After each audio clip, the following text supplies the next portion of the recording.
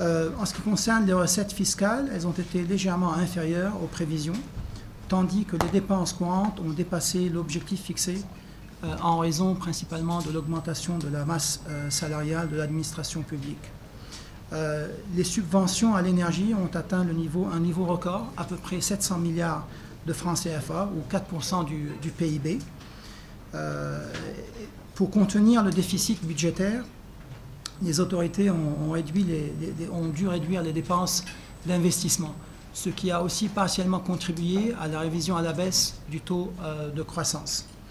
La dette publique, elle est estimée actuellement à 75% du PIB, dont 67,5% du PIB pour le gouvernement central. Et le déficit des comptes courants s'est considérablement aussi creusé en raison principalement de l'augmentation des factures à l'importation. Donc ça, c'était pour 2022. Pour 2023, la croissance de l'activité économique devrait s'accélérer par rapport à l'année passée, bien qu'à un rythme plus lent qu'initialement projeté, tandis que l'inflation devait reculer de 9,7% l'année passée à environ 5% à la fin de cette année.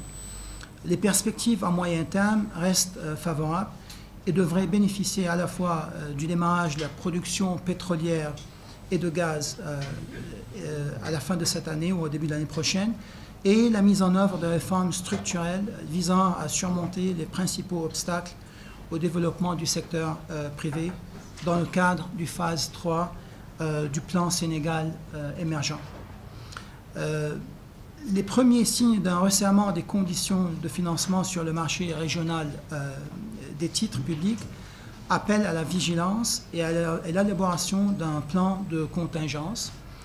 Dans ce contexte, nous pensons que l'amélioration de la mobilisation des recettes fiscales et la rationalisation des dépenses publiques non prioritaires contribueront à atténuer les pressions financières tout en préservant la viabilité de la dette.